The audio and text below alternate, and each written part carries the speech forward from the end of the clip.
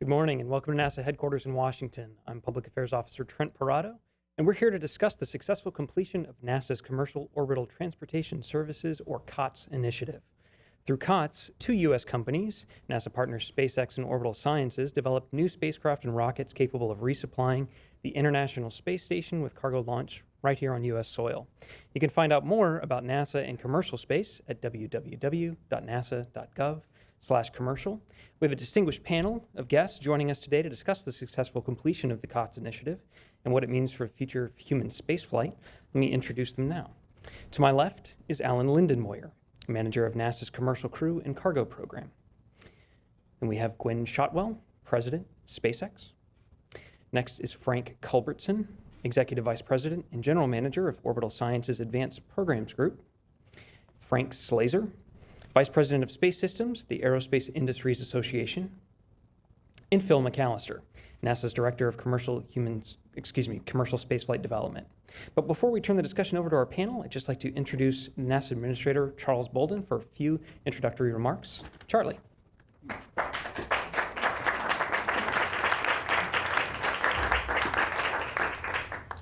Thank you, Trent, and thanks to all of you for coming, tuning in, tweeting, doing whatever you're doing to take part in this great event today. I want to welcome all of you to this milestone moment in NASA's commitment to transition the transportation of both cargo and crew to the International Space Station and other future low Earth orbit destinations to our commercial industry partners.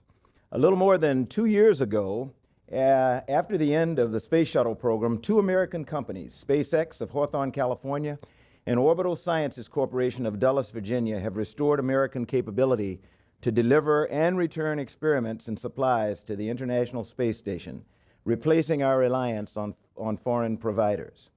Their successes mark the conclusion of NASA's Commercial Orbital Transportation Services, or COTS program, and clear the way for both companies to begin providing regular transportation services to the ISS.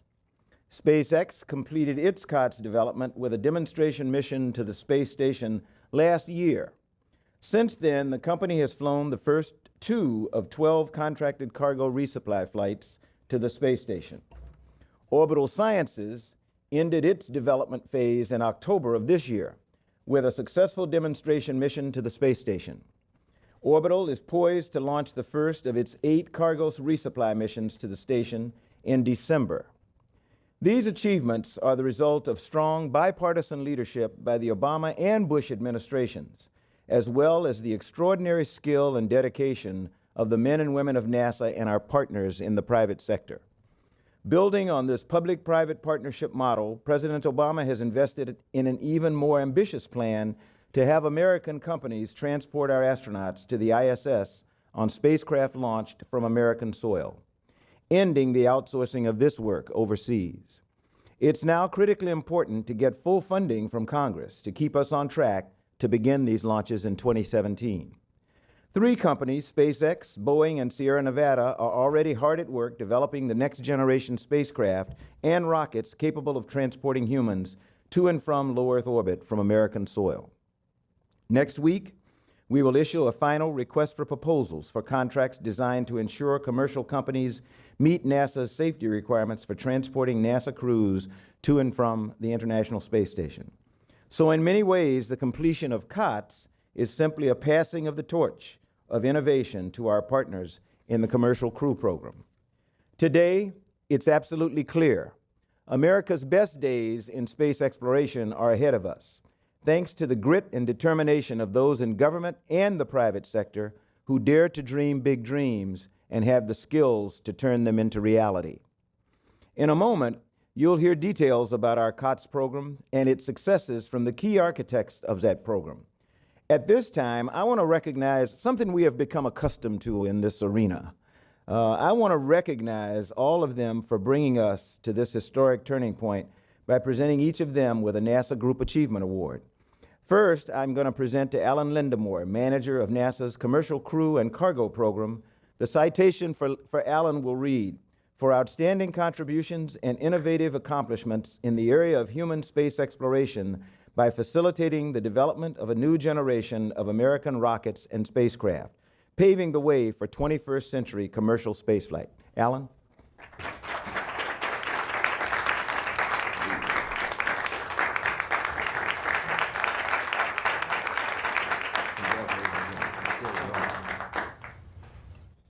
And so I only have to read the citation once. I'm gonna tell you about the next two people, and then we'll get them up one at a time, but then together.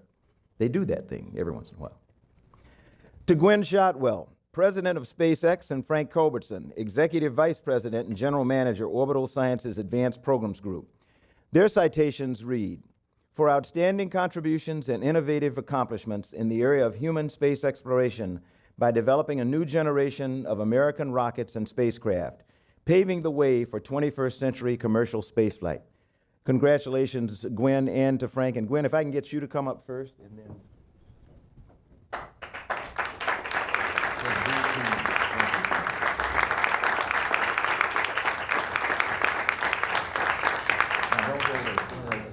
Frank. I know I can get you to behave. Sometimes Frank runs me as a South Carolinian, sometimes hard. Alan, would you come on up here and join us, and we'll get the three of you. Gwen right there. Alan, let me give you your.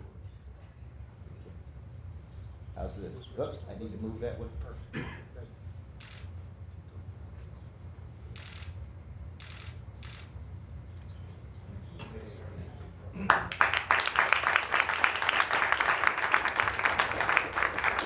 Congratulations to all of you once again, and this is an exciting day. As I said, you know, it's kind of quirky maybe, but we just finished taking the Olympic torch up to station last week and getting it back down, so in a way this is passing another torch. We're really excited about our commercial crew program. I think the successful completion of the COTS program and moving into business signals that we've got a pretty good idea about how to do this thing, and I'm very confident we'll get it done. So congratulations to all of you again. I'm going to turn it back over to Trent and get off the stage here. Thank you.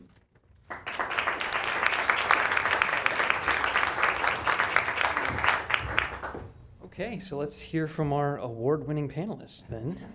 And we'll begin with Alan Lindenmoyer. Thank you, Trent, and thank you, Charlie, so much. What a great surprise, and what an honor and a pleasure to be here today to talk about the success of COTS with my great friends from SpaceX and Orbital.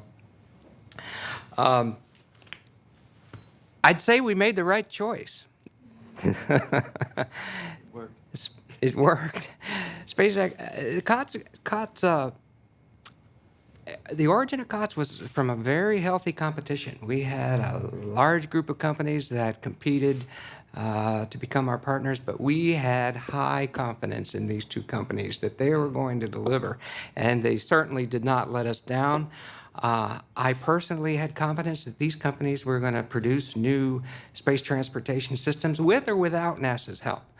But I think we've seen here with that contribution of financial support from NASA and the technical resources we had available really accelerated the work that you had planned to do.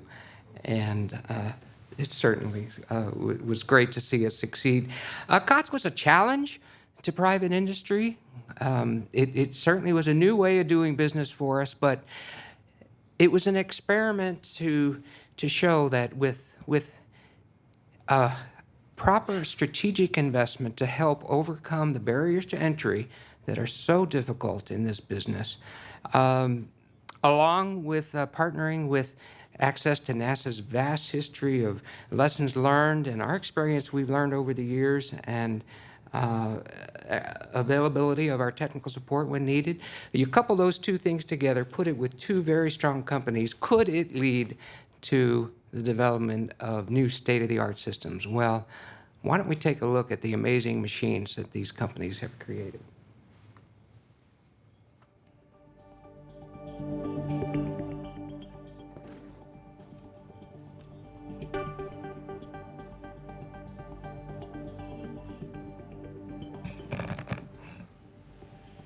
Three, two, one. This is the Falcon 9 on the COTS first demonstration launch.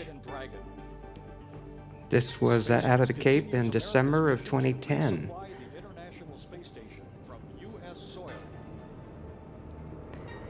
And then on the second flight in May of 2012, this flight was just a two-orbit demonstration. And then on the second flight in May, the Dragon successfully did a flyby of the station, rendezvoused with the station, and then had a perfectly successful berthing to the station. On the mission, they did carry some demonstration cargo to prove out all of their internal systems. The Dragon stayed on orbit for about a week and then was unberthed.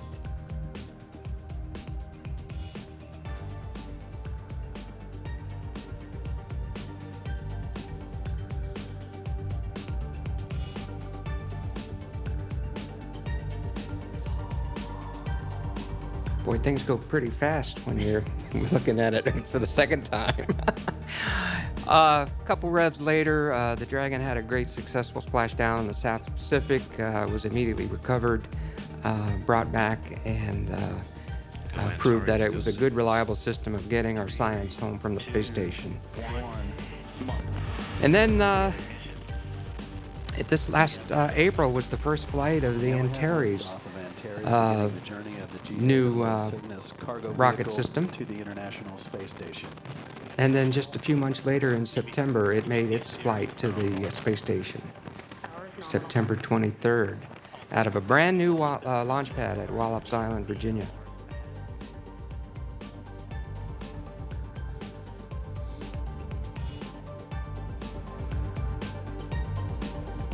The Cygnus took its time getting to the space station and demonstrated its ability to loiter in orbit for about a week, got its system straightened out, and was ready to go. Did a flawless approach to the station, was captured, and then had a beautiful attachment to the station. It also carried a complement of demonstration cargo, about 1,500 pounds of cargo was brought up. And then Karen and Luca and the other crew on board stuffed it full of trash and other items that needed to be disposed. It has a lot of room in the Cygnus. They loaded that up with about, 2,600 pounds of equipment and stuff to be disposed. It was released on the 22nd of October, and then the next day. Well to the International Space Station, release confirmed at 6:31 a.m. Central Time. Once again, the two vehicles were high above the Atlantic Ocean. Station Houston, Cygnus has exited the 200-meter keep-out sphere.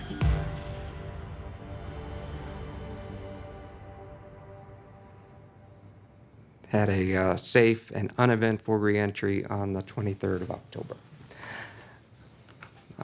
These are incredible machines. They're highly complex, state-of-the-art spacecraft, and certainly worked beautifully well on the demonstration, which set up now, paved the way for cargo services for several years to come. To keep the space station going with all the incredible research it's doing. COTS needs, it's not for everything. COTS was a new way in business. It was a new way of doing business, and it certainly needed the right ingredients to be successful. A good, strong value proposition from the companies proposing. We weren't looking to expand new technology. This was taking technology that was known, repackaging in a more cost-effective and innovative way. It needs multiple companies to have a good, healthy competition. Needs good, strong financing, because NASA did not pay the full cost. There was a very significant amount of investment from these companies. And you have to have multiple markets. Government can't be the only customer. These systems are available to others in the industry and expanding the U.S. Commercial industry. This is American ingenuity at its best, resulting in safe, reliable, and cost-effective space transportation, providing an incredibly important job of resupplying the space station, taking over the job of the shuttle was intended to do. It's going to keep the space station going for many, many years to come, all the great research going on. to help us explore the deep space, and it allows NASA to focus on the more current and difficult challenges of building the new vehicles and spacecraft we need to explore beyond low Earth orbit and make our way out to the asteroids and eventually to Mars. So congratulations, well done. Thank you for making NASA a very proud partner. Thank you.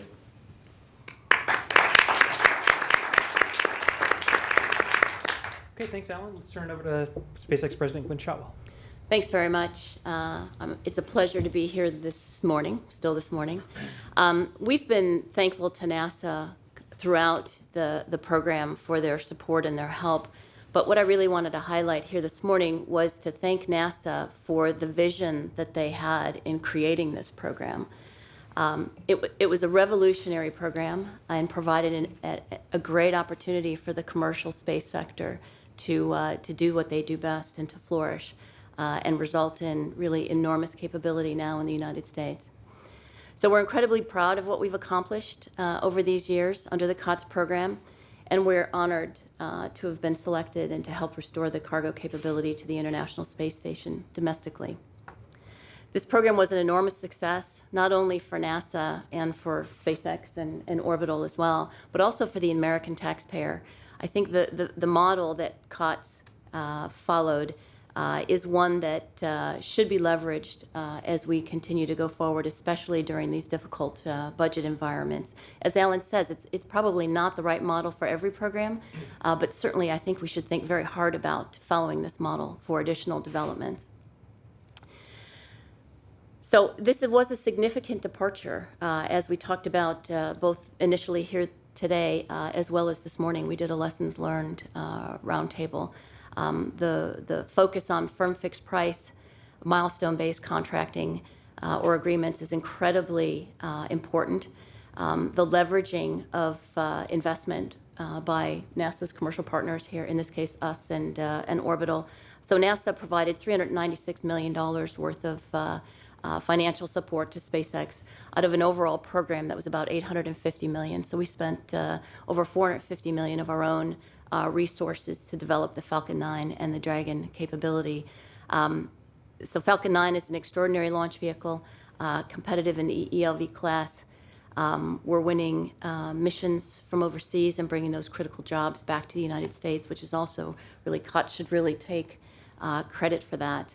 In addition, we have a beautiful Dragon capsule capable of taking about 3 metric tons of pressurized and unpressurized cargo up and bringing back about 2.5 metric tons of precious science and cargo as well. So we're enormously proud of the partnership and working with NASA. This program really demonstrated how you can leverage the best of both sectors. You can leverage the resources and the tremendous knowledge that NASA and the U.S. government had, along with the ingenuity, the fast-paced environment, rapid prototyping, and really the drive to get things done of the private sector. So we've accomplished 3 missions to the International Space Station. We're looking forward to 10 more as we go. We've just recently plugged in the date for the next CRS mission, CRS-3. We'll fly in February of next year. Also from the Cape. This will be the first CRS mission on the upgraded Falcon 9 launch vehicle. So I wanted to thank NASA again for the opportunity to participate in this extraordinary program. We are proud and we're honored to have been a part of it. Thanks. Thanks, Gwen. And we'll turn it over to Orbital Sciences' Frank Culbertson. Frank? Thank you very much, Trent, and good morning to everybody. Gwen said it very well. The key aspects of this program were the partnership aspect and the investment that both the companies and in NASA, as well as in our case, the state of Virginia, had to put into this and to take a chance on this. It helped a lot that before we got too far along in the program, NASA did put out a competition for contracts that gave us the incentive to really get this right, because there was the potential for services contract in the future. Orbital had actually Orbital was founded on the premise of commercial access to space, and our first rocket to do that was the Pegasus, and we've been doing that for almost 30 years. And so this was a great step in what we think is the right direction to commercialize a lot of aspects of what we do in space. And as was said, this model can be used for a lot of other projects, programs, and not just in the space program, but it certainly is well suited for supporting the International Space Station, and we think for exploration. Orbital had begun investing in the Antares rocket before the beginning of the COTS program as a medium-class lift vehicle for replacing the Delta II. And so it was a nice move for NASA to come along with COTS, so we'd have our first customer for it. And of course, that rocket has worked out very well and performed flawlessly on both of our first two flights. We've got a great team at Orbital who has learned a lot from NASA and our other partners, but also has put a lot of innovation into what we're doing and learned to be both efficient and cost-effective while still being safe and reliable to support human spaceflight, which is a different world than just what we've been doing in the past, supporting communications satellites, science satellites, and the DoD. So it's a good direction to be moving. As you know, I firmly believe that human spaceflight is the foundation of continuing all of our space programs and continuing the future of NASA.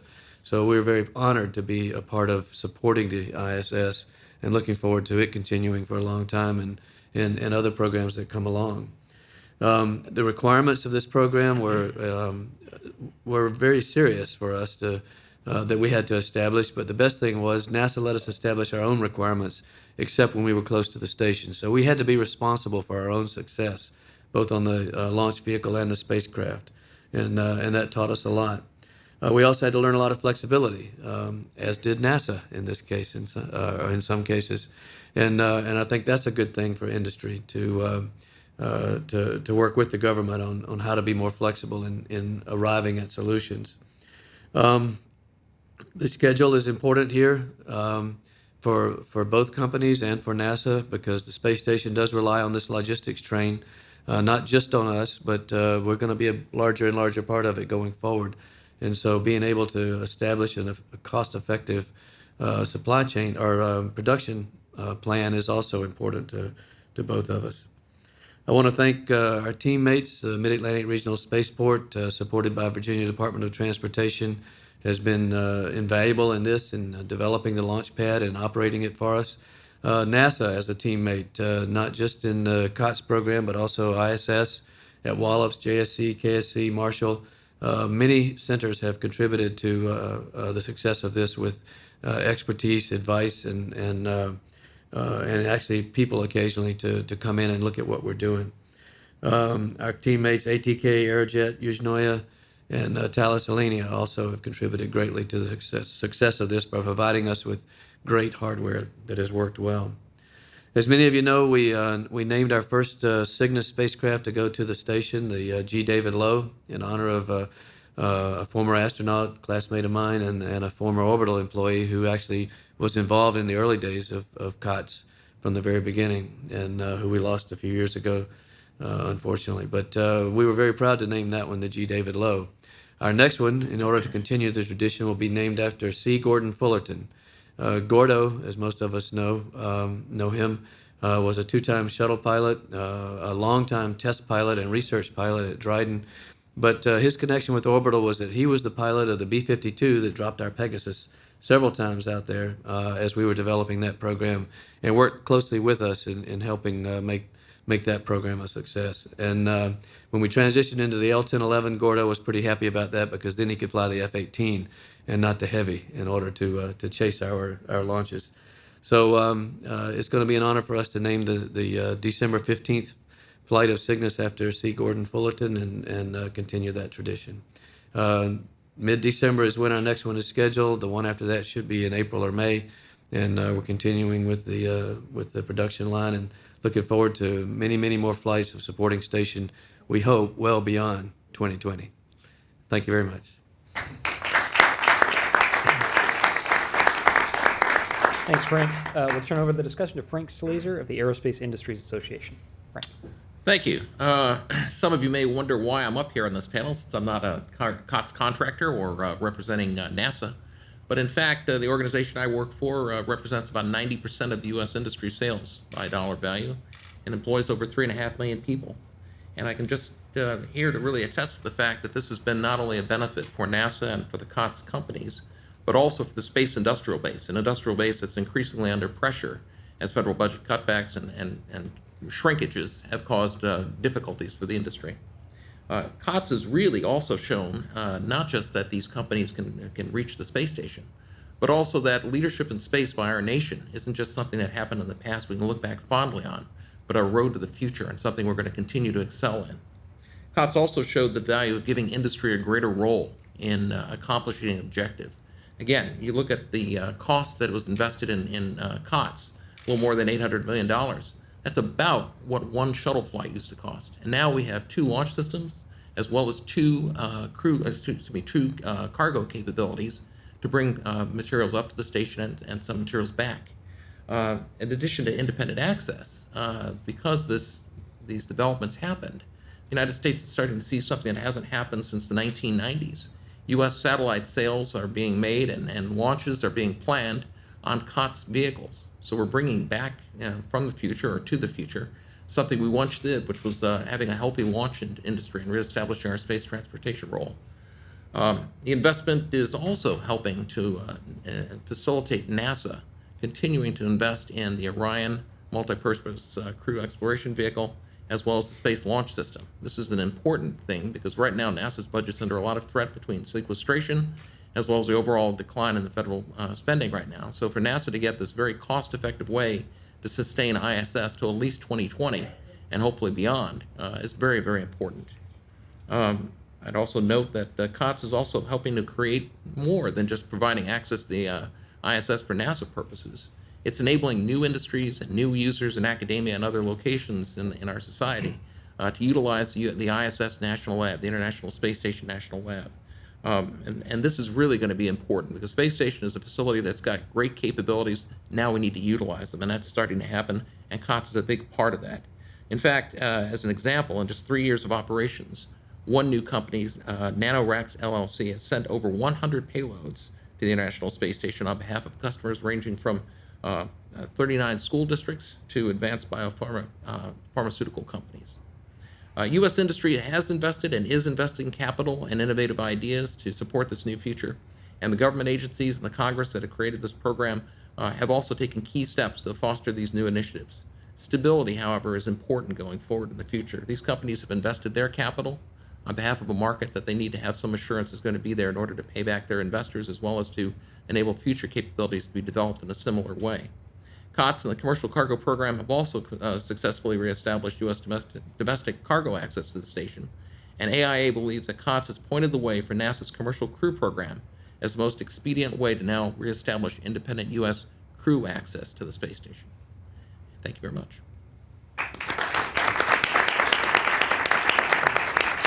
Thanks so much, Frank. So before we turn over the discussion to Phil McAllister for closing remarks, I just wanted to show a short video that highlights some of the science we've been able to conduct aboard the International Space Station, some of the investigations we're really excited to be able to send up, and these, of course, capabilities that have been enabled by our COTS partners and current commercial resupply services providers. If we could cue that up and show it.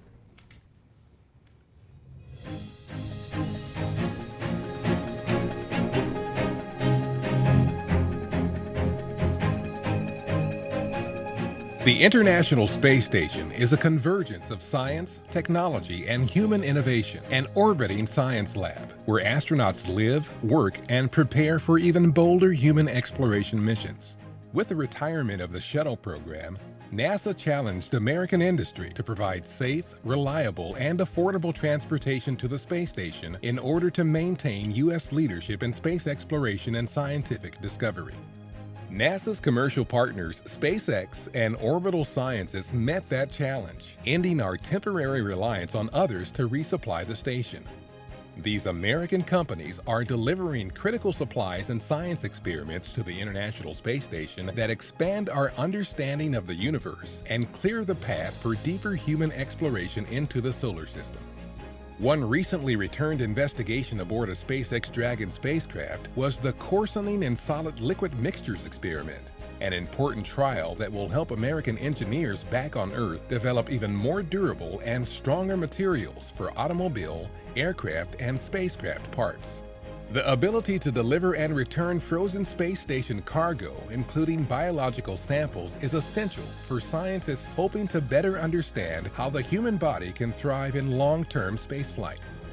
These and other important results gained in space also have direct benefits here on Earth.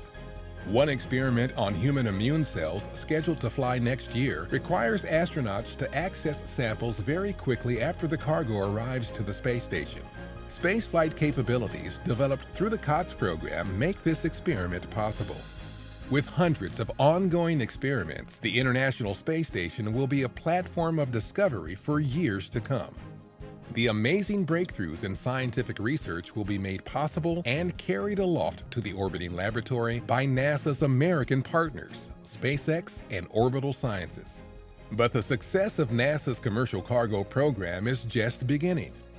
Soon, private American companies will be transporting our astronauts to the station on spacecraft launched from U.S. soil. Thanks to American ingenuity and NASA's never say never attitude, the future of space exploration is indeed bright. And with that, let's hear about what's next to come for American commercial spaceflight with NASA's Director of Commercial Spaceflight Development, Phil McAllister. Thanks, Trent. For my remarks, I'm going to go a little off type and talk about the emotions that I've been feeling as COTS have been coming to a close. You know, as engineers, we like to talk about specific impulse and beta angles, communications frequencies, but I've been really struck by sort of the feelings and the emotional aspects of what we have accomplished over these 5 or 6 years. First and foremost, obviously, is a very strong sense of pride and accomplishment. Obviously, the hardware that you've seen today, very impressive. The accomplishments of the program and the fact that we've been able to go all the way through the end, that was one of the really true accomplishments. As aerospace professionals, we've probably all been part of a program where you started off, you start to get invested in it, and then for some reason it gets canceled, usually because of cost situations. You kind of feel like you've been left at the altar, but it has been great to see this program go all the way through. I'm convinced that one of the keys was the cost effectiveness of this program, and that enabled it to get all the way through to the end. Also, I'm very proud of NASA, I have to say. I'm obviously proud of our partners and what they were able to accomplish. But we haven't always been a good partner in the past, and I think through the COTS efforts that we've shown that NASA can be a good partner. We were able to step back and let our partners take the lead on the development of these systems, and also being able to adapt to 2 very different companies. I wasn't quite sure how that would go. The companies have very different business approaches, they have different cultures, and NASA was able to adapt to those differences and enable them to thrive, and also the overall program to thrive as well. So I've had a very strong feeling of accomplishment and pride because of that.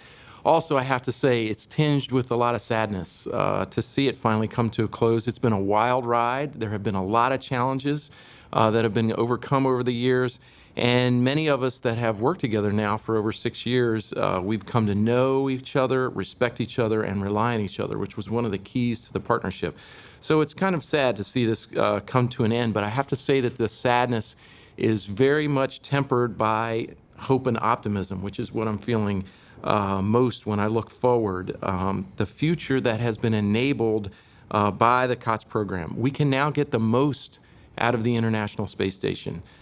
We are no longer going to be constrained by our upmass capability, and the productivity of that national lab can finally come to full fruition. So I'm really excited about that. And even more so, we now have a template for how to do a non-traditional program using public-private partnerships.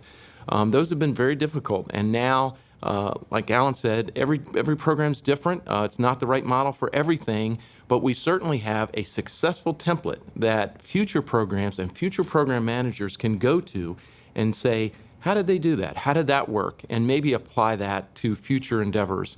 I think with the budget challenges that we are all facing, partnerships are going to be critical for all of our future space endeavors. We're going to have to do more of that, and seeing the success of COTS, I think, has given us the confidence to be able to do more of those partnerships.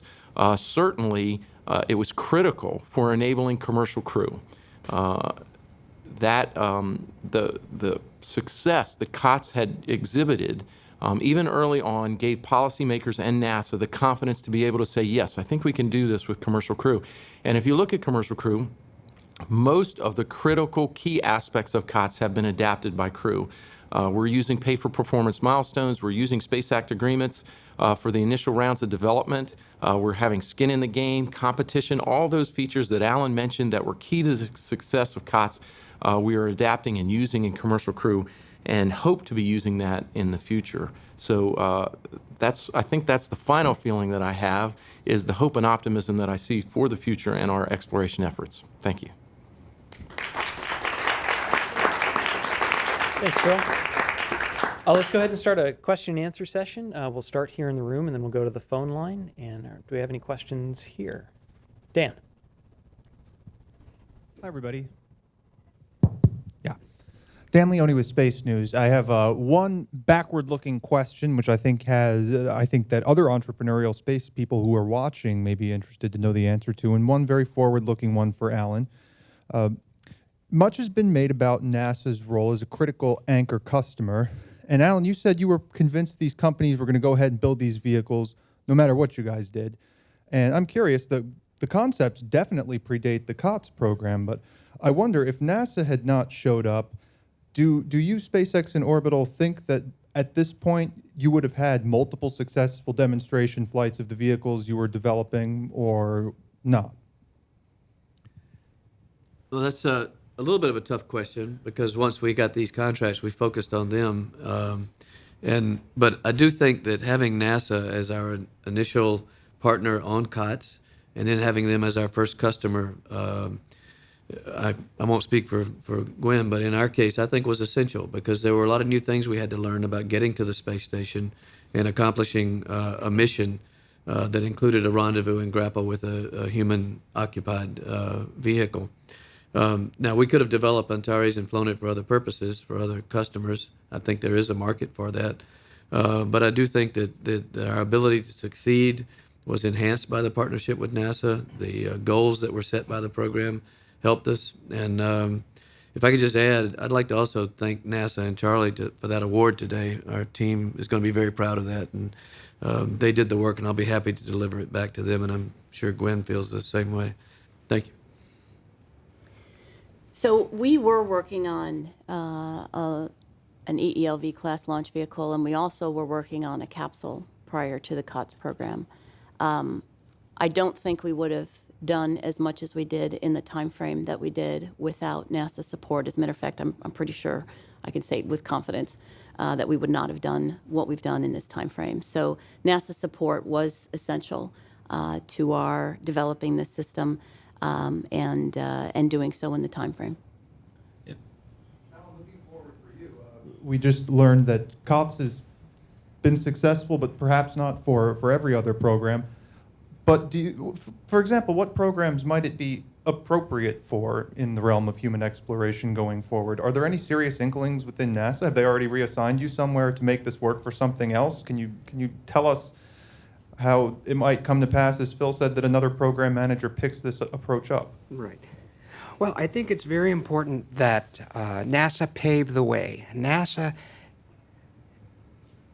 breaks through the challenges of the new technologies that are required to explore outside of Earth's boundaries into low Earth orbit, and then going deeper and deeper into space to the moon and beyond. So NASA is a governmental effort to tackle those new technologies, then turn it over to industry, who is set up to operate these systems in a more cost-effective manner. That's just a natural fit. So I think that's a very important part of the model for NASA and the government to blaze the trail and then turn it over for operational of any existing technology. So I think that's really key. We shouldn't expect private companies to have, just breakthrough technologies. That's not. I don't think that's key ingredient. A key ingredient of the model is to not have that requirement. And if you look at history, there are cases that have failed because the technology challenge was just too great. In July, we sent out a synopsis requesting information for ideas from industry on how the model could be extended and what are on the minds of our industry partners today for helping NASA complete our exploration goals. And there was a great deal of great responses. Systems to go back and explore the moon, communication systems, propellant systems, launch systems. There's all kinds of potential out there where the model can be used, and I think it can be used in a complementary manner. NASA develops the high technology systems, and then the systems that are less complex can be turned over to industry. So I think that's the way to look forward. It's just to keep looking for those opportunities where we can work together to create and achieve our goals. Let me jump to the phone line here, and we'll start with Tarek Malik with Space.com. Go ahead, Tarek. Thank you. I have a question. I think about looking ahead for Gwen and for Frank. Gwen, I'm wondering what SpaceX learned, from the COTS program that you've been able to apply to CRS, maybe like one or two kind of vital lessons in developing the Dragon spacecraft. And for Frank, I'm wondering how the process has informed what your plans are for Cygnus and Antares on a non-NASA commercial basis. Thanks. Okay, good question. Hard to answer. I think there were a couple of lessons that we learned during the COTS development program. I don't know whether they'd be specifically applicable to CRS, but certainly to other programs going forward. SpaceX is an organization that loves to test, and we test enormously at the component level. Certainly on the vehicles, we go to the subsystem all the way up to the system level. For Dragon, kind of given where we were with the funding that was available both at SpaceX and from NASA, we had, with purpose, cut out a lot of system tests for Dragon, all-up system tests for Dragon, and we're relying more heavily on the component-level tests, very much like the Iridium model, actually. And we found when we did decide to pull back some of those big system tests, we did find that we learned a lot. So we'll continue to do those big system tests on our launcher systems going forward. That's always been the plan, and certainly we'll continue to drive large system testing on the capsule side as well. I only gave you one lesson learned. I cheated there. Sorry, Tarek. You want more? No, you go. Another valuable lesson learned in COTS that carries over into CRS is the relationship between the company and our other partners, including NASA and the state of Virginia. We've had to work through a lot of issues, and sometimes very intense issues related to cost, schedule, and technical performance that have paved the way for improving the way we're going to operate in the future. Even the fact that we had to abandon our approach on the first attempt of the demo mission and come back around and try it again allowed us to basically do a major simulation in space of the management team, the technical teams, and the engineering teams, making sure that we all agreed on how we were solving this problem, what we were going to do next, and what the procedures were in a very efficient way. And I think that will allow us to deal with any other problems that might come up in the future. As far as how we're going to use Cygnus in the future and Antares, we are negotiating with several companies for carrying other payloads into space. But we already have commitments from other organizations to add payloads, secondary payloads to the Cygnus. And a couple of flights down the road, we will be doing conducting an experiment for Glenn Research Center to evaluate fire propagation and how to extinguish fires in space after we undock from the station. That's the plan. And then we also have some other secondary payloads that could be installed on either the outside or the inside and conducted following the cargo delivery. So we think there's lots of opportunity for that, as well as the exploration, asteroid retrieval, and lunar missions develop in the future. They're going to need cargo. They're going to need modules. they're going to need support from companies like ours to be able to conduct those missions in a cost-effective way. Thank you. Okay, let me take two more from the phone. If there are any further questions here in the audience, just shoot a hand up as we take these two, and I'll come back to you. But let's go with Alan Boyle, MSNBC. Go ahead, Alan. Thank you. I guess this might be for Alan or whoever else wants to respond to this idea of going forward. Administrator Bolden talked about how Congress really needed to support the crew development program at the requested level in order to make 2017. Why, if COTS was such a success, is it such a hard sell to get the sort of money that NASA is looking for? And what would be the impact if the funding level was not at what the administration wants? How much would that affect the development programs for specifically SpaceX? Might be Phil's. So I can't speak for Congress. Obviously, it's a very difficult budget environment for all discretionary programs, and we're going to see that continue in the future, which is why programs like COTS become so critical for in the portfolio of the agency. Going forward, we've said this very many times. Less money means we go slower than we would like to go. It's a pretty straightforward equation. We kind of think we know how much money it's going to take, and if it's less money over a longer period of time, it's going to take us a little bit longer. But we're committed to getting the program done as soon as possible and bring that capability back to the United States. So we are going to continue pushing. Our industry partners are hitting their milestones in a very good fashion. But all of our programs here at NASA are under some degree of stress. So it's not unique to the Commercial Crew Program. Anything further, Alan? And did Gwynn have any thoughts about what the future development might be for the crew-capable Falcon with or without more money from NASA? Well, we were founded to, and we've architected all our systems to carry crew. We certainly would like to move forward with the crew development in partnership with NASA. I think it's in our genetics to do it regardless. It will take substantially longer, and it probably won't meet the requirements that NASA has to be able to leverage the system. Alan, I apologize, I don't want to hazard a guess as to how long it would take for us to do it. I really would like to just try to continue to cheerlead for an overall higher level budget for NASA. NASA does an extraordinary amount of work for $16 or $17 billion a year. And I just want to give you a little tidbit of information. Americans spend $100 billion a year on beer. I'll drink to that. Thanks, Alan. All right, let's move on to Irene Klotz, Discovery.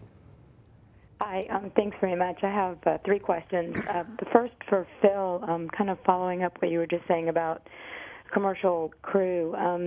Given what you've learned from the COTS program, would you say that it's more important to go slower if the funding's not available, but keep at least two companies in the game, or down select to one company in the next round of competition? So getting the systems as soon as possible and also having competition are both goals that NASA would like to maintain through this program. I can't say one's more important than the other. We're going to have to see the proposals that come in for this next round. As Charlie mentioned, next week we're going to be releasing our final RFP for the next round of proposals or for the next round of commercial crew activity, which is expected to start next summer. So those proposals will really dictate how fast we go and how many we have. We're always going to have budget challenges, so we kind of need to decide what kind of program we want. We want one that's going to be successful and deliver a capability as soon as possible, and we believe the best way to do that is through competition. So we would like to maintain that. Obviously, we're going to have some hard decisions with the budget, and we're just going to have to see how that plays out and see what the proposals say. see where the competition sort of plays out and what's in the best interest for NASA in that selection. Thanks. The next two, one for Frank and one for Gwen. Frank, I know Orbital's pretty focused in with the first supply mission, but could you give us any updates on any non-NASA business or prospects that might have come up since the demonstration flight? I guess it was last month or the month before. I'm losing track of time. Thanks. Sorry, Irene, I can't really talk about competitive issues yet. We're still in negotiations and discussions. But it is fascinating, isn't it? Okay, and Gwen, kind of a related question for you is the next launch of Falcon 9, of course, is just coming up, I guess, another week or so. Is that still on track for the 22nd? I had heard a report that it could be a couple days later.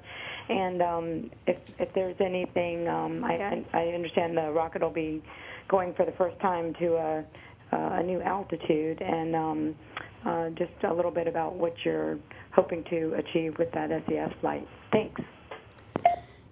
Good afternoon, Irene.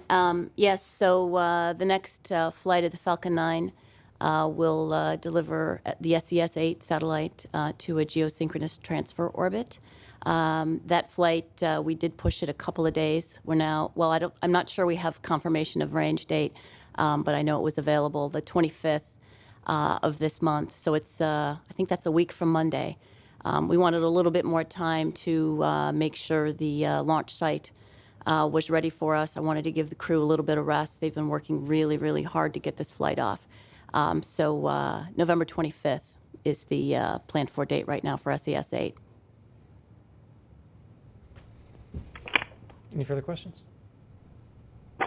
Okay, I think that's going to be a wrap then. Let me just flag that on NASA.gov you can find a press release that drills down with a little bit more information about the COTS program and what the success means and what comes next. Also flag that the NASA Administrator has a blog out today about the successful wrap-up of COTS, and you can find that on NASA.gov as well. We'll have the 2 videos that we showed during the event up and a fact sheet on a bit of NASA's commercial space accomplishments to date there. So go to NASA.gov, and just for more generally on NASA and commercial space flight development, you can go to NASA.gov/commercial.